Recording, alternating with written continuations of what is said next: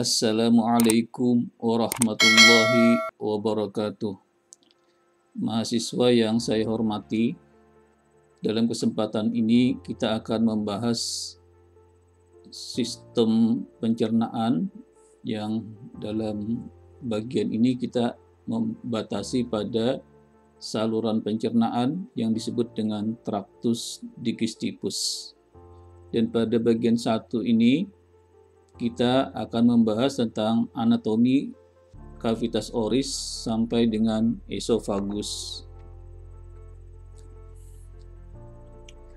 Sistema digestoria atau sistem pencernaan merupakan suatu sistem yang cukup penting di dalam tubuh manusia.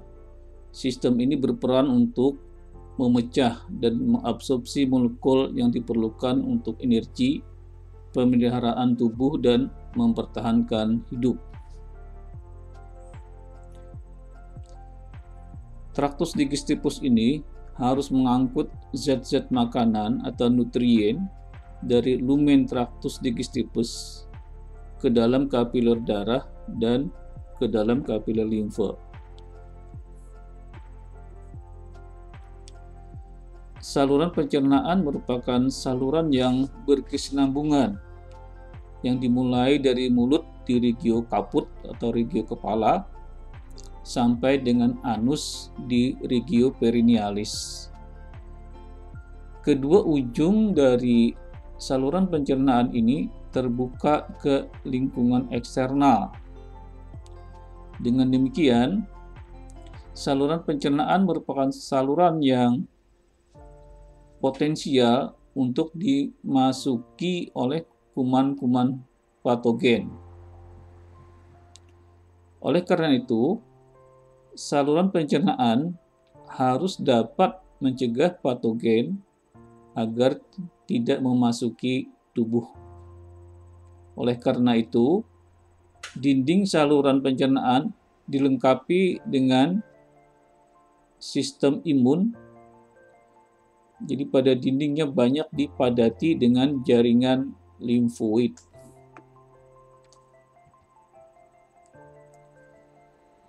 Setelah pertemuan kali ini, mahasiswa akan dapat menganalisis anatomi kavitas oris, menganalisis anatomi faring, menganalisis anatomi esofagus.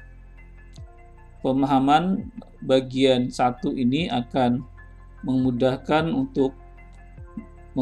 mahasiswa untuk memahami saluran cerna dan sekaligus akan memudahkan mahasiswa untuk memahami sistem pencernaan secara keseluruhan.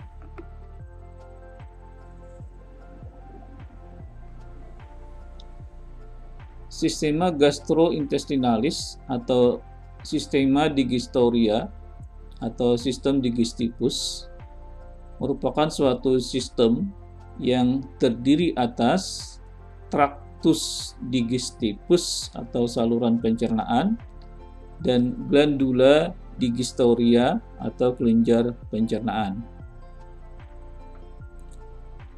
Traktus digesticus merupakan suatu saluran pencernaan yang dimulai dari mulut sampai ke anus.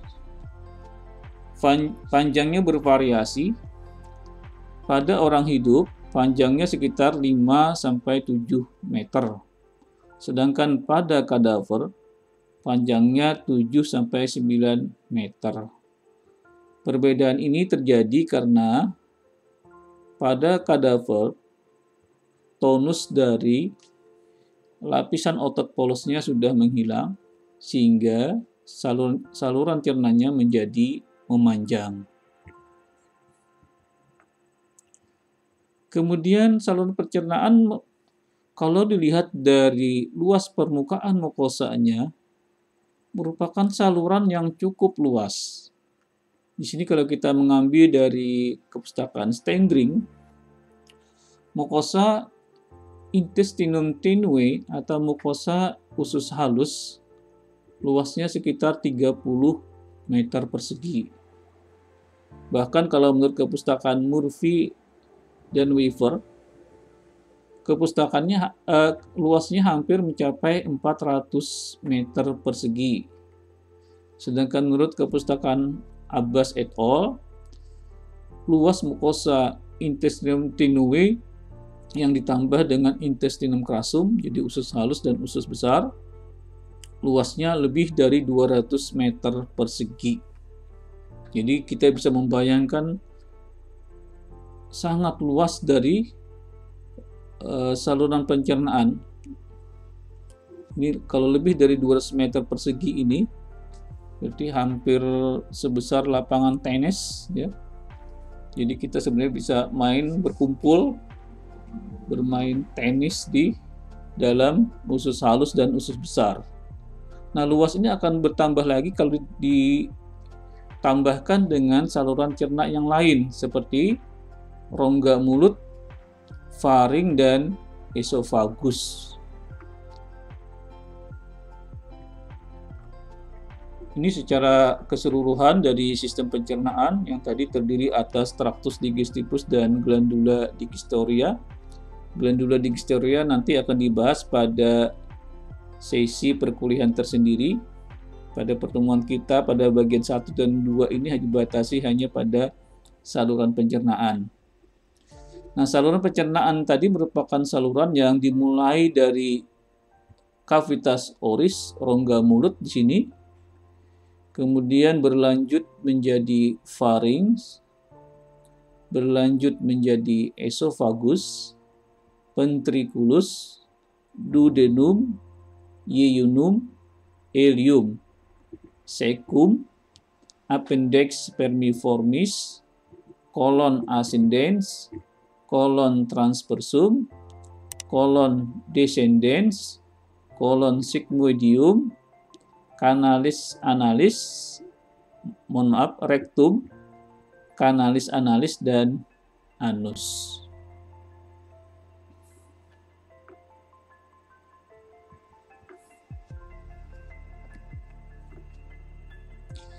Duodenum, yeyunum, dan ileum secara bersama-sama disebut dengan intestinum tenuae, usus halus.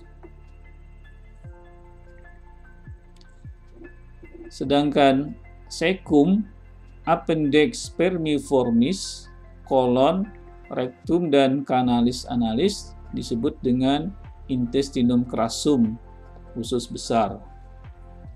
Salah satu bagian dari traktus digestivus ini disebut dengan traktus gastrointestinalis.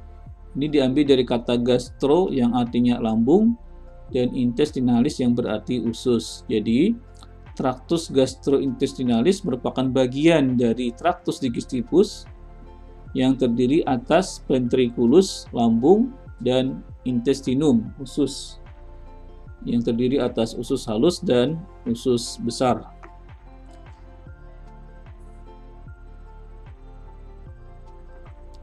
Sekarang kita akan membahas saluran pencernaan ini secara satu persatu, yang kita mulai dari cavitas oris, rongga mulut. Cavitas oris merupakan suatu rongga yang terbagi oleh arcus alveolaris. Arcus alveolaris adalah lengkung yang dibentuk oleh tulang maksila yang disebut dengan processus alveolaris bersama-sama dengan gigi dan gingivanya. Ini disebut dengan arcus alveolaris. Oleh arcus alveolaris tersebut, rongga mulut terbagi menjadi dua, yaitu vestibulum oris dan cavitas oris propria. Jadi kalau kita lihat ini, gambar ini adalah suatu cavitas oris yang di sini. Kemudian ada suatu penyempitan di sini yang disebut dengan isthmus faucium atau isthmus oropharyngealis. Isthmus oropharyngealis ini dibentuk oleh palatomole, atau lebih tepatnya adalah uvula di sini. Kemudian ada lipatan mukosa yang disebut dengan arcus palatoglossus, dan bagian dari lingua di sini ada suatu alur yang disebut dengan sulcus terminalis. Penyempitan di daerah ini disebut dengan isthmus faucium. Isthmus faucium atau isthmus oropharyngealis. Isthmus faucium ini merupakan pembatas antara cavitas oris propria dengan orofaring. Jadi di depan ini merupakan cavitas oris propria, di sebelah internal atau profunda dari arcus alveolaris. Ini adalah arcus alveolaris. Jadi di sebelah profundalnya, di sebelah internalnya, rongga di sini disebut dengan cavitas oris propria, rongga mulut yang utama. Sedangkan di sebelah eksternal dari arcus alveolaris atau di sebelah eksternal dari lengkung gigi ini, rongga mulut di sini disebut dengan vestibulum oris. Vestibulum oris. Nah, kalau kita lihat dari potongan longitudinal, ini merupakan suatu cavitas oris ya, yang berbatasan dengan orofaring dan dibatasi tadi adalah oleh isthmus oropharyngealis atau isthmus faucium. Cavitas oris sendiri terbagi menjadi dua, rongga yang di sini di depan dan samping, atau dengan kata lain di sebelah eksternal dari arcus alveolaris disebut dengan vestibulum oris, sedangkan yang di sini adalah cavitas oris propria.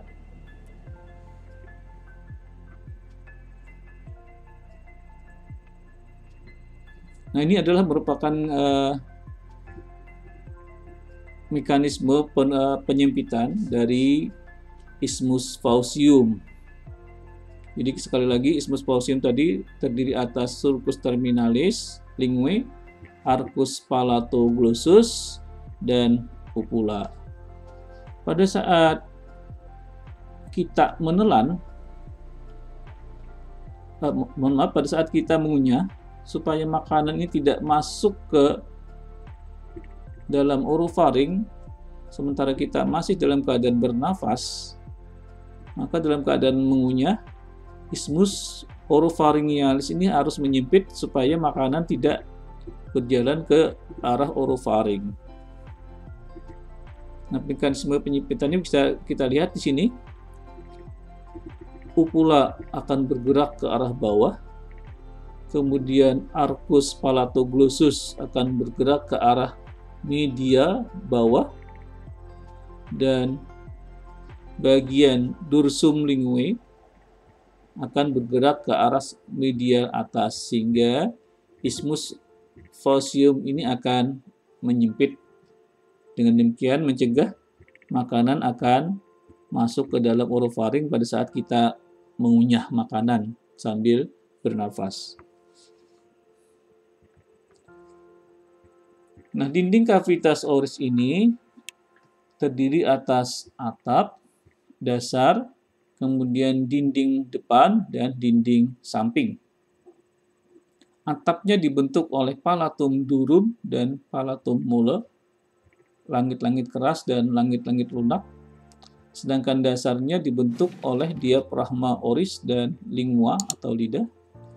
Kemudian dinding anteriornya dibatasi oleh labium oris, bibir.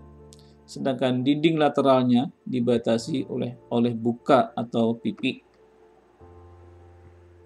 Jadi ini batas anteriornya, ada dinding anteriornya dibentuk oleh labium oris, baik yang labium oris superior maupun yang labium oris inferior. Sedangkan atapnya dibentuk oleh palatum durum dan palatum mole. Kemudian dasarnya dibentuk oleh diaphragma oris. Di sini diaphragma oris yang dibentuk oleh musculus mylohyoideus dan lingua. Kemudian dinding lateralnya, dinding sampingnya tidak tergambar di sini, dibatasi oleh buka atau pipi.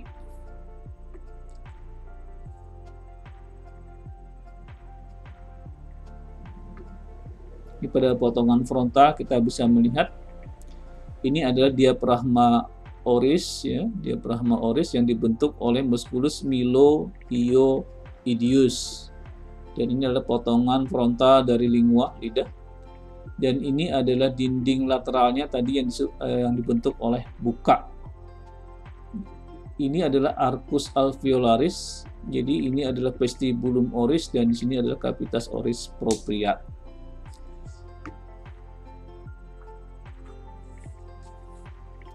Ini saya kira gambar yang sama.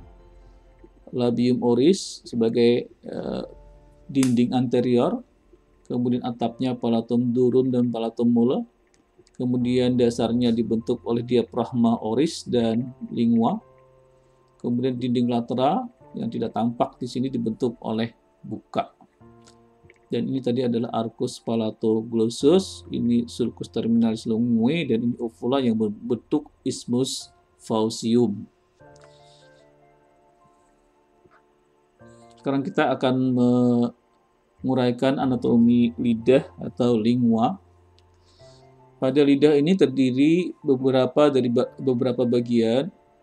Ada yang disebut dengan apex, bagian ujung yang berbentuk segitiga tumpul. Kemudian facies superior, permukaan atas, permukaan lidah yang menghadap ke arah atas. Facies pharyngealis, permukaan lidah yang menghadap ke arah orofaring. Margo atau tepi lidah. Facies inferior, permukaan lidah yang menghadap ke arah bawah. Dan radix, yaitu bagian lidah yang melekat ke mandibula dan os hyoideum. Lingua ini terdiri atas dua bagian, yaitu pars oralis atau pars presulcalis dan pars pharyngealis atau pars postsulcalis. Jadi ini kalau lingua dilihat dari atas, 2/3 anteriornya ini disebut dengan pars oralis yang terdapat di cavitas oris propria, dan ini pars pharyngealis, 1/3 posterior dari lidah yang terdapat di orofaring. Batasnya adalah suatu alur yang berbentuk huruf P yang disebut dengan sulcus terminalis. Ini adalah apex, ya, apex linguae. Ini margo, tepinya. Kemudian pada permukaan sini kalau kita lihat pada potongan longitudinal, ini adalah facies superior dari pars oralis lingua. Sedangkan ini adalah facies pharyngealis dari pars pharyngealis lingua. Di sini adalah permukaan bawahnya, facies inferior, dan bagian di sini yang melekat ke mandibula dan os hyoideum adalah radix linguae.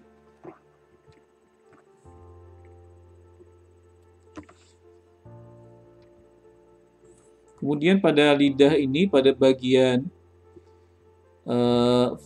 facies superior, pars oralis lingua, ya, pars oralis lingua pada bagian superiornya dan margonya, terdapat suatu tonjolan mukosa yang disebut dengan papilla lingualis. Ini nanti dibahas lebih lanjut pada organ sensoris. Nah, di sini kita bisa melihat beberapa tonjolan mukosa di lidah, misalnya yang menyebar seperti kerucut, ya, kerucut seperti ini, kayak fili-fili, sehingga sering disebut dengan papilla filiformis. Ya, di sini tersebar banyak sekali. Kemudian diantaranya secara tersebar di sini, terutama di daerah yang dekat dengan margo, ada papilla yang berbentuk seperti jamur, papilla fungiformis. Kemudian tepat di depan dari sulcus terminalis, di sini ada papilla vallata atau circumvallata. Kemudian pada margo linguae di dekat dengan sulcus terminalis, di sini ada papilla foliata.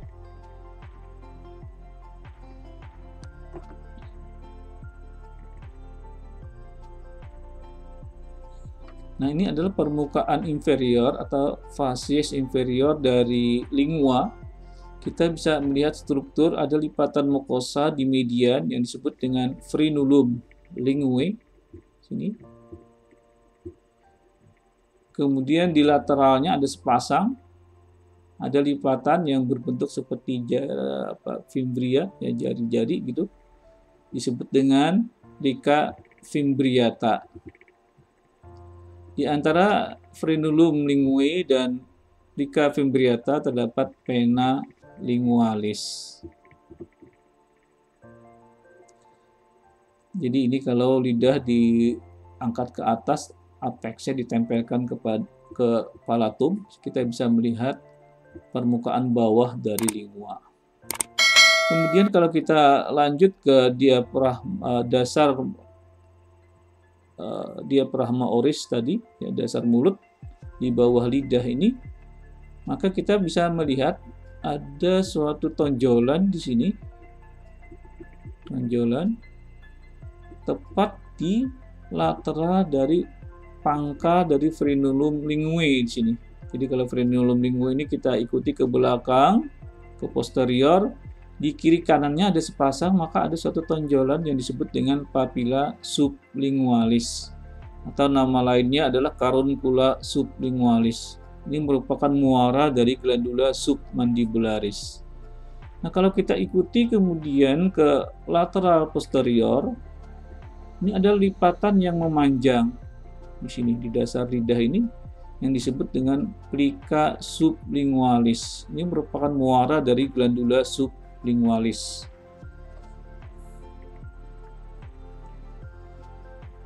Lidah merupakan suatu organ yang muskuler yang memiliki banyak otot. Otot-otot lidah ini terdiri atas otot-otot ekstrinsik dan otot-otot intrinsik. Otot intrinsik adalah otot yang hanya melekat di lidah. Sedangkan otot ekstrinsik adalah otot-otot yang melekat di samping melekat di lidah juga melekat di organ di luar lidah. Jadi umumnya origonya berpangkal di luar dari lidah, insersionya di lidah. Nah, otot-otot ekstrinsik ini adalah musculus genioglossus, musculus hyoglossus, musculus chondroglossus, musculus styloglossus, dan musculus palatoglossus. Adik-adik tidak perlu menghafal otot ini, karena nama otot ini sudah sesuai dengan pelekatan origo dan insersionya. Misalnya kita lihat ini musculus genioglossus, musculus genioglossus. Genio ini dagu, ya, glossus lidah. Jadi ototnya berorigo di dagu, insersinya di lidah. Musculus genioglossus.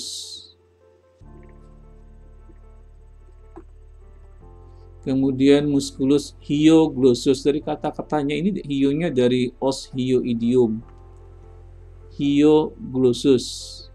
Jadi dia origonya di os hyoidium, insersinya di lidah. Musculus hyoglossus.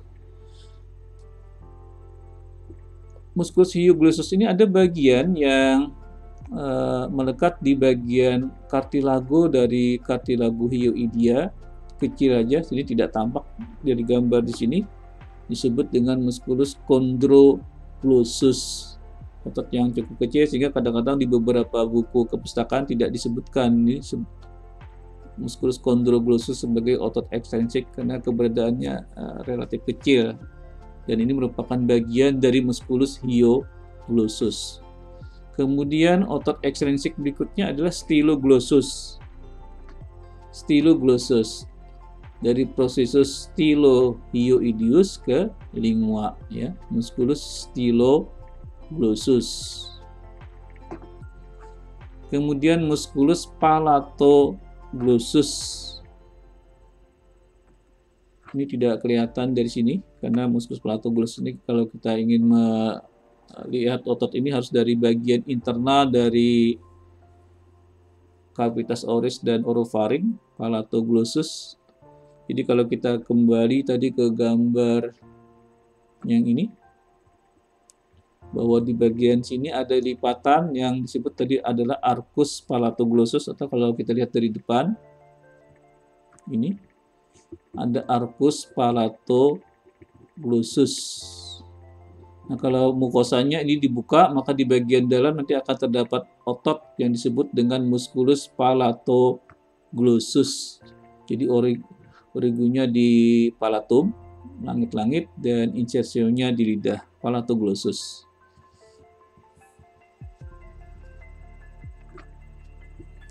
Sedangkan otot-otot intrinsik terdiri atas musculus longitudinalis superior, longitudinalis inferior, musculus transversus linguae, dan musculus verticalis linguae. Sesuai namanya, longitudinalis superior, berarti dia memanjang dan di bagian atas. Jadi kalau kita lihat di sini, ini potongan frontal dari lingua. Jadi kalau kita melihat di sedikit lateral dari bidang median, sini nanti ada otot yang memanjang di bagian atas di bawah mukosa dari lidah, musculus longitudinalis superior.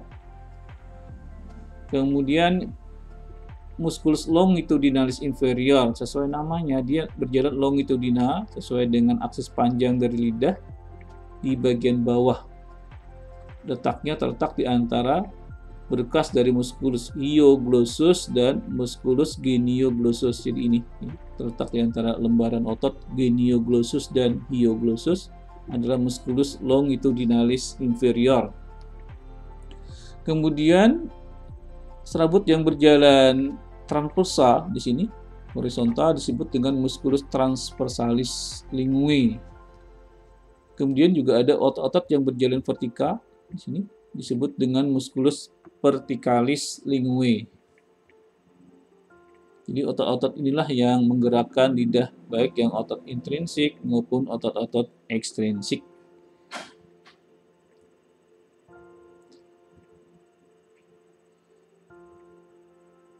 Ini contoh-contoh tadi dari beberapa tonjolan mukosa yang tersebar banyak sekali di sini adalah papilla filiformis. Kemudian yang tersebar ini diantaranya adalah papilla fungiformis, papilla vallata, dan papilla foliata.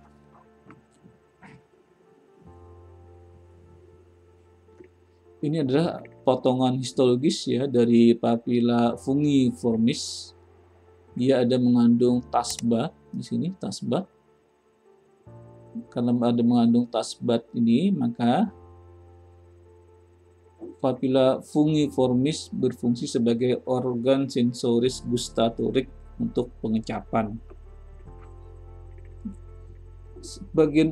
Hampir semua papilla di lingua itu berfungsi sebagai organ pengecapan, ya, kecuali papilla filiformis yang berperan sebagai organ sensoris general yang sama dengan kulit, ya. Jadi untuk merasakan sensasi panas, dingin, sentuhan, rabaan, dan nyeri, ini adalah papilla filiformis.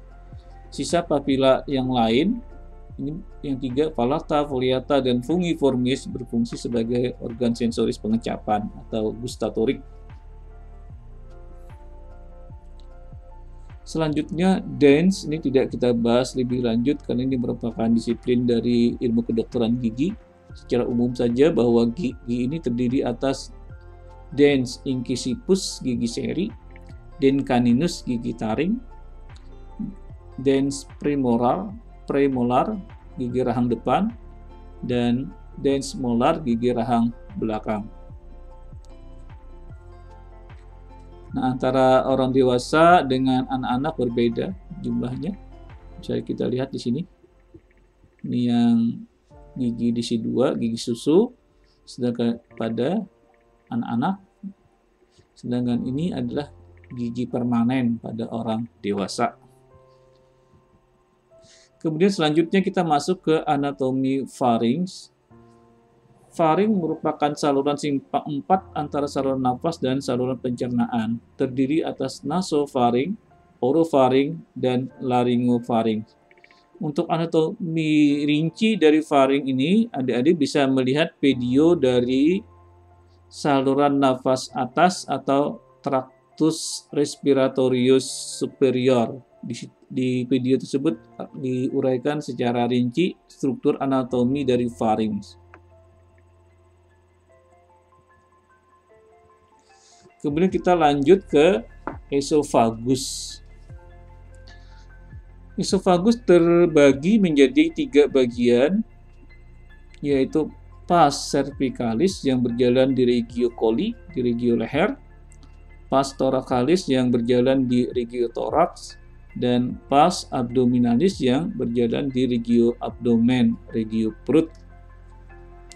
Nah, pada bagian bawah tepatnya pada pars abdominalis ini, pada bagian distal esofagus, terdapat anastomosis. Anastomosis adalah hubungan pembuluh darah antara sirkulasi portal dan sirkulasi sistemik. Jadi ada anastomosis portosistemik.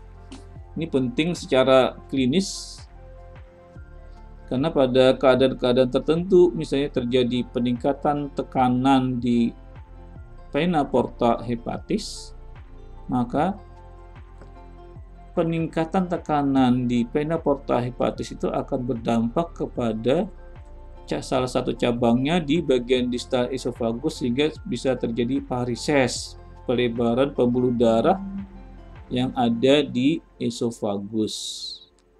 Nah, secara klinis ini adalah penting. Kenapa?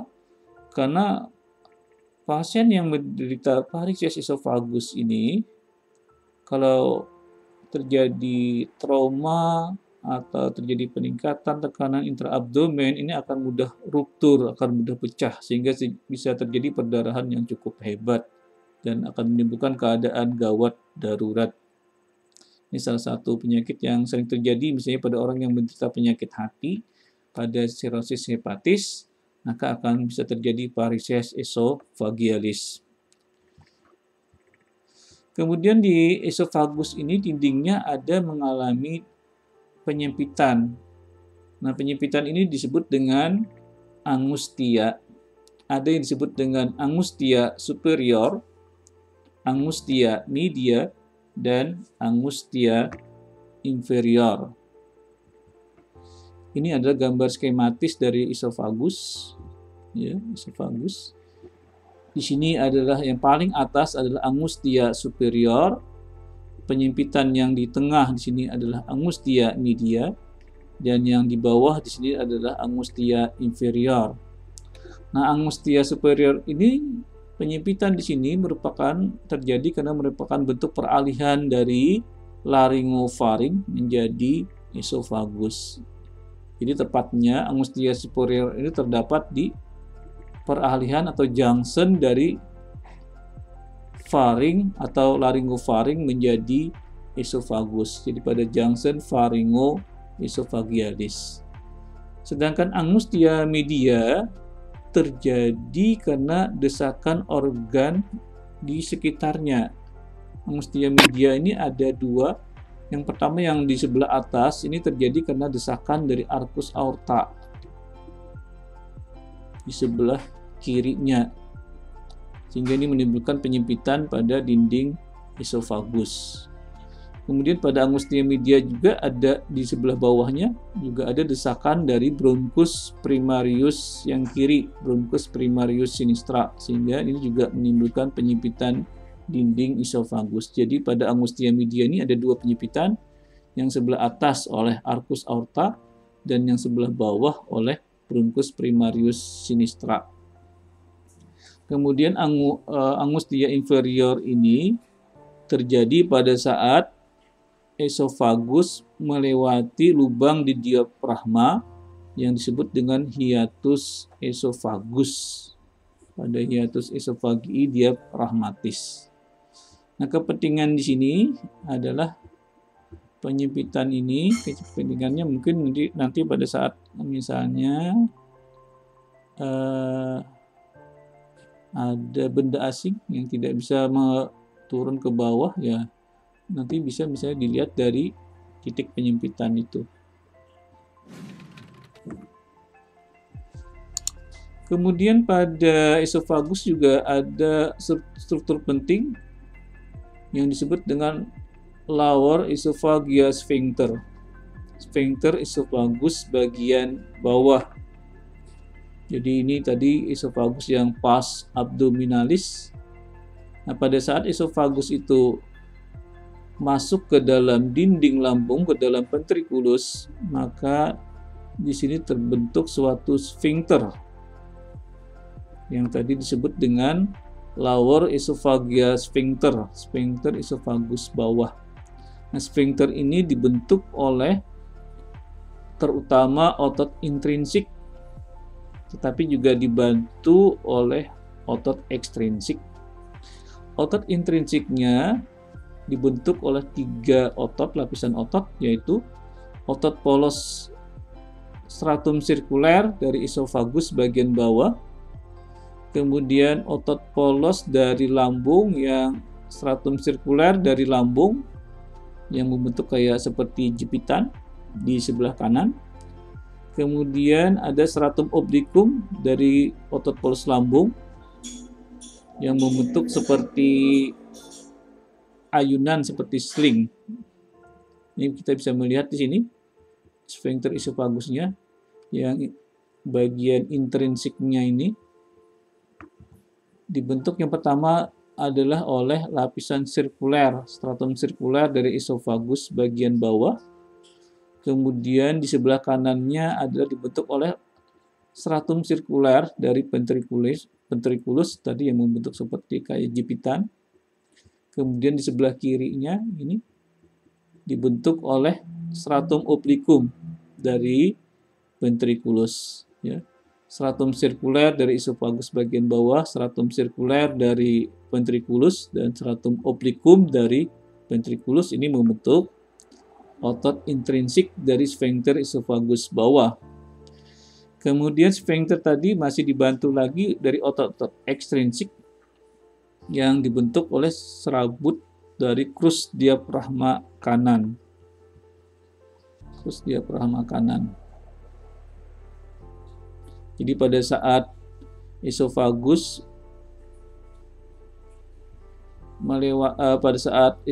melewati diafragma, di situ ada crus diafragmatis, ya, yang bagian kanan itu akhirnya ikut membentuk lapisan ekstrinsik dari sphincter esofagus bagian bawah. Demikian untuk bagian 1 dari tractus digestivus ini. Adik-adik bisa membaca lebih lanjut untuk memperdalam materinya dari kepustakaan yang kita tampilkan di sini.